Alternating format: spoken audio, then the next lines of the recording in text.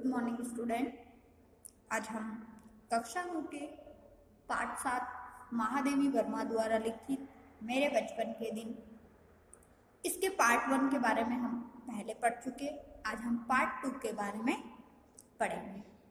हमने देखा कि महादेवी वर्मा का जो बचपन था वो कितना अच्छा था, किस प्रकार से वो कविताएं लिखती थी चुपके चुपके से। उनकी जो छात्रावास में जो पहली मित्र बनी वो सुभद्रा कुमारी चौहान थी, और स्वतंत्रता गांधी जी के असहयोग सत्याग्रह आंदोलन में भी उन्होंने सहयोग किया, और किस प्रकार से उनके मन में स्वतंत्रता की भावना थी। इन सभी के बारे में हमने पिछली कक्षा में पढ़ा।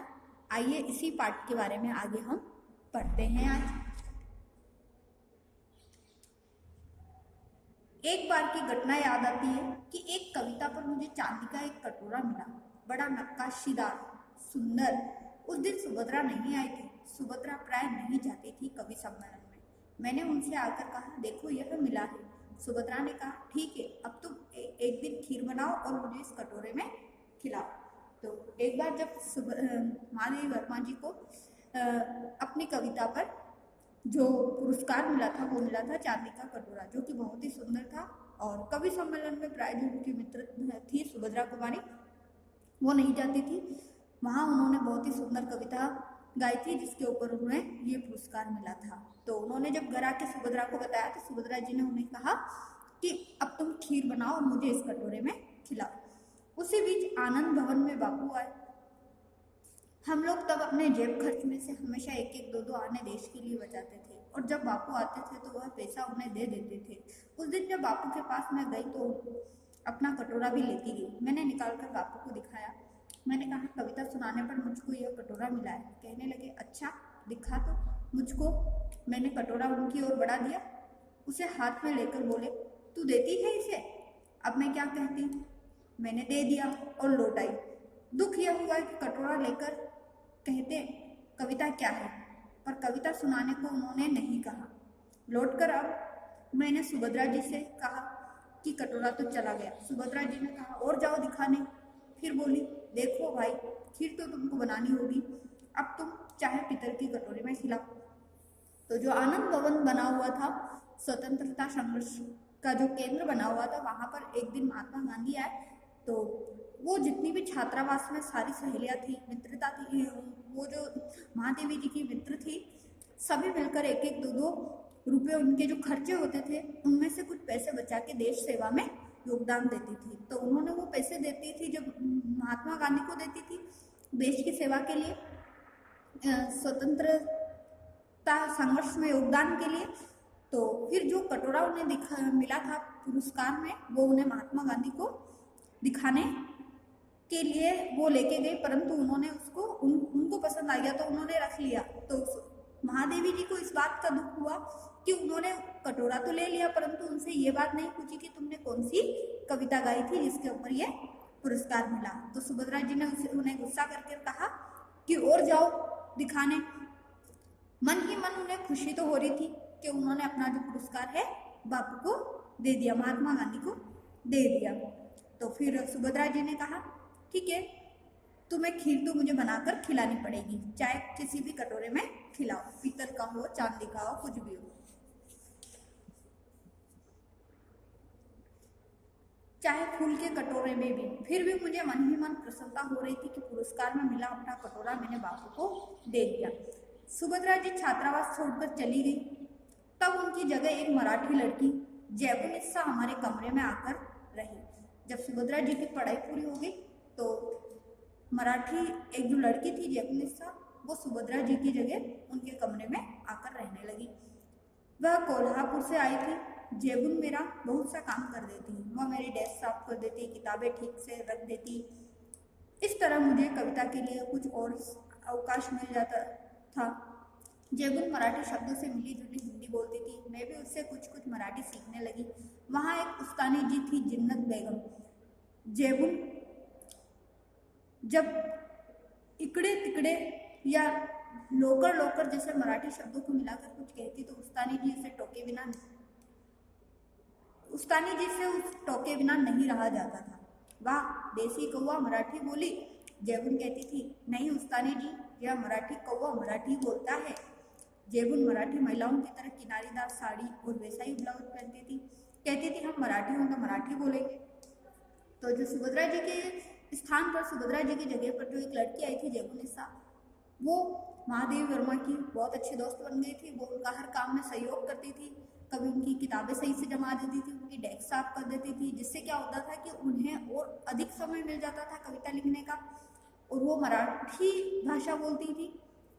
तो उन्हीं के अंदर वहाँ की छात्रावास में एक शिक्षिका थी जिन्नत बेगम, जो क्या करती थी, उन्हें टोक देती थी। उन्हें वो सोचती थी कि इसे मराठी नहीं आती है, ये जानबूझकर बोलती है, तो उन्हें टोक देती थी। परंतु वो कहती थी हम मराठी है तो मराठी ही बोलेंगे। और उसका पहनावा भी मराठी महिलाओं जैसा ही था, किनारीदार साड़ी पहनना, यानी कि किनारे पर सुंदर सुंदर जिस प्रकार की कोई लेस लगाना या सुंदर प्रकार से जो किनारे होते उस प्रकार की साड़ियाँ पहनती थी और वैसे ही वो ब्लाउज पहनती थी। उस समय यह देखा मैंने कि सांप्रदायिकता नहीं थी।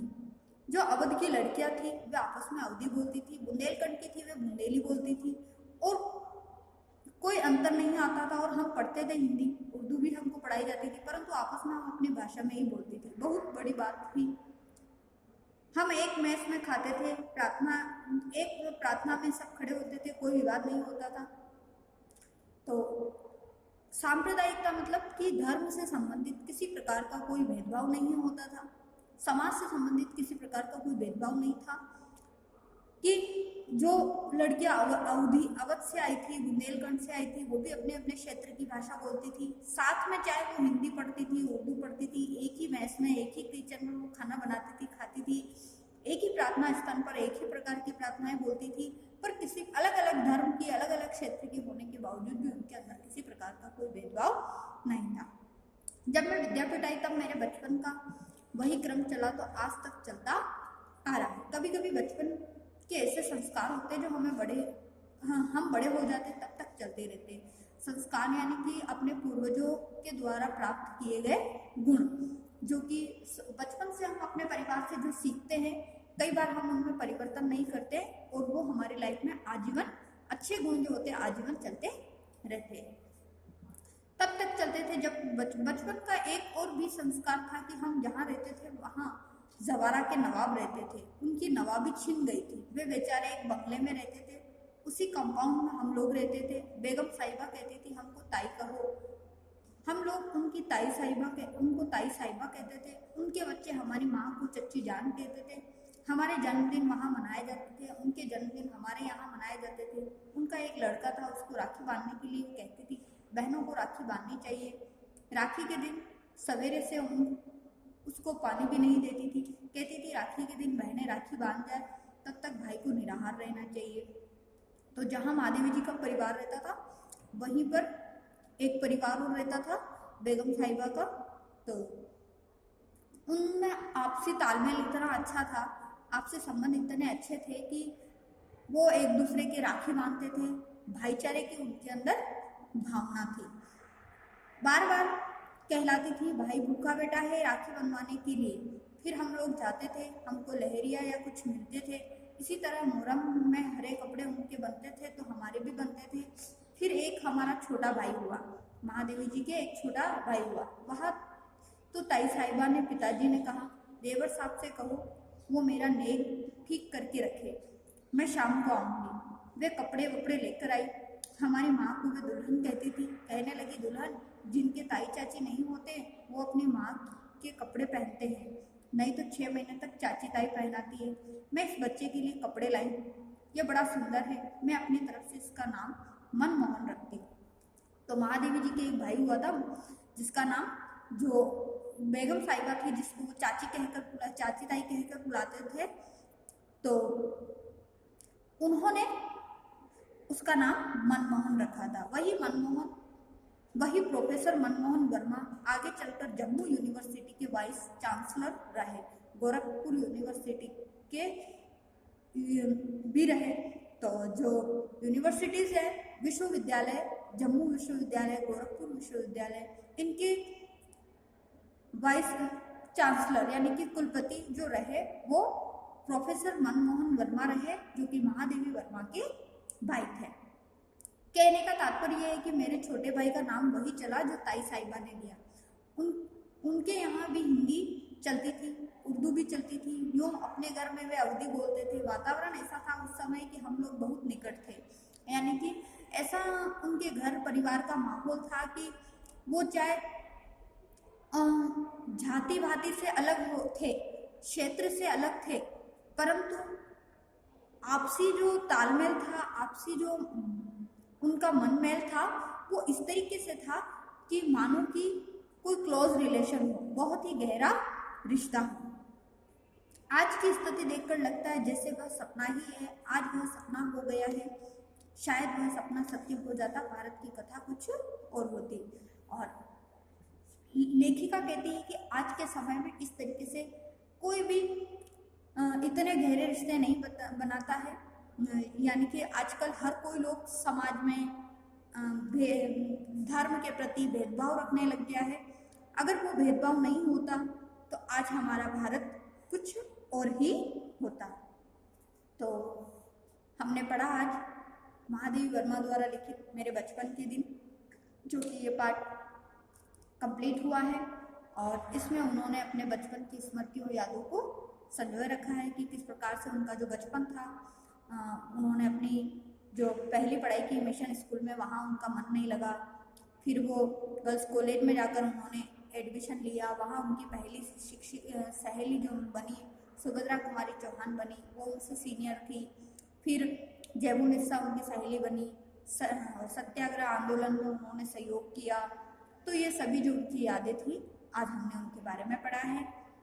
तो आप भी इस चैप्टर को अच्छे से पढ़ लीजिए और क्वेश्चन नंबर 1 से 4 तक आप नोटबुक में इनके आंसर फाइंड आउट करके आप नोटबुक में लिखिए। यह आज का आपका होमवर्क है। Thank you.